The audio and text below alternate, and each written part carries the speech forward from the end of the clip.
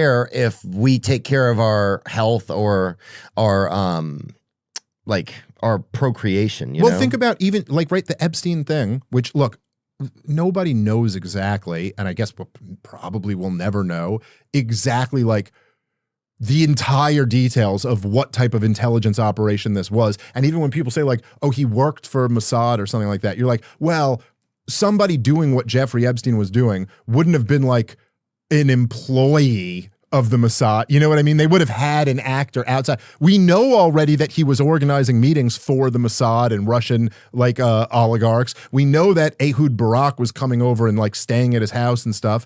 And that that Alan Dershowitz was his confidant and his lawyer. So like he's all tied up with Israel and the Israel lobby. But so if it is what it looks like, which is like, are you telling me that like a foreign government that, by the way, is our welfare state, that we pay portions of our taxes to every year, you're saying they ran an op to rape American children, American girls, to compromise people, or at least there were American girls raped in the process of this network of events, and that you're covering that up? Like what? And then you're going to sit here and tell me about how you redid the White House or something. And I'm supposed, or even just like the moment, like when he called the reporter a fat pig, like he called some female reporter a fat pig. I was like, and then you're just kind of like, dude, you're a scumbag. Piggy, whatever. But he's like, you're a scumbag, dude. And it was over an Epstein question. Was it? Tense exchange that President Trump had with the press aboard Air Force One is now going viral. It stems from the words that he chose to try to get a female reporter to stop asking questions about the Epstein files. Here's the clip. If there's nothing incriminating in the files, why not act quiet? Oh, so that dark. reporter was Catherine Lucy. Yeah, that shows like there's a nastiness to Donald Trump. And when it's harnessed the right way, we all loved it because the people he was taking on were so evil. And so when Hillary Clinton goes, good thing someone with your temperament's never president, and he goes, because you'd be in jail. We're like, yeah, dude, get her, you know? But then you turn it around and like, look, this wasn't someone in the liberal media asking you about Russiagate for the 19,000th time. And you're like, shut up. She was asking a totally legitimate question. Like, sir, you campaigned on releasing these files. Your FBI director and deputy FBI director and attorney general all told the American people they were going to. She asked a totally reasonable question about the files. And then he just goes to this vicious like insult. Right. And I don't know. Look, I know there's a lot of people out there who still support Donald Trump. That's fine. But like, I'm out. I just don't. I can't. I can't defend that shit. I mean, no, it would be crazy if the lady had a name tag on that said Piggy, right? That would, if there was another angle that then showed that, and you go, oh man, this is like one of those videos where I blame the cop, but then I saw that the guy had a knife. Oh shit! It's like it's almost like a Family Guy segment where you're like, quiet, Piggy, like, and then after people go, oh, you see Trump go, well, it's Piggy. This is her name. I don't know. Or if it was Halloween or something, you know, and she was costumed. She's got a pig nose. She's dressed up as Miss Piggy.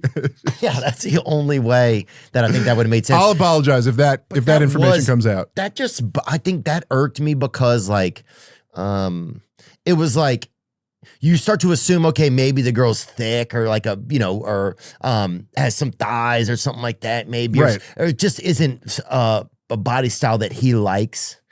And so that's why he was like trying to find like you think like he was trying to say the thing that'll have her crying tonight when she gets home or whatever. One thing that would hurt her feelings. And everybody hates that. And also, but it's just over, it's clearly in that example, it's over his defensiveness. Yeah. His insecurity that this isn't going well for him and that he's covering something up and he looks bad. But it just seemed, You remember when Elon said, when him and Elon had their split, and that was the thing Elon went to. That was his go-to when he got real furious. He goes, oh yeah, well let me tell you something. It was like your girlfriend saying you have a little dick when you break up or something like that. His go-to was, Trump's in the Epstein files, and that's why they haven't come out. And that was before he made his whole move to like publicly try to cover them up. And I gotta say, does make you wonder.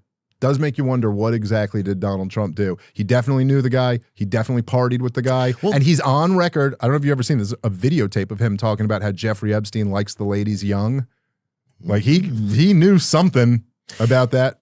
Do your best to find it. They have the quote. I've known Jeffrey Epstein for 15 years. Terrific guy. He has a lot of fun to be with. He likes the beautiful women as much as I do, and many of them are on the younger side from 2002. So 2002. And I'm almost positive I have seen it on video, but that's the statement. But still, like, really weird things to say about a guy who 6 years later gets convicted for soliciting an underage prostitute. Like, yeah, it makes you wonder what type of control these higher entities have, right? Yeah. Because do they do something like that with Trump where they say, okay, we have a bullet that's so accurate, because who knows, maybe they used a drone right here, you know what I'm saying? And had it 20 feet off or hidden behind you don't know. They could have, they could have done something like that and just said, okay, if you don't do this, whenever this phone rings, if you don't pick it up and do whatever is said, you're going to die, right? You have to just wonder what kind of things are they using, because that could be the ultimate thing. You know what I'm saying? We're going to harm someone from your family. Yeah. Well, it's something people have always wondered about, because, you get people who, like, we know, right?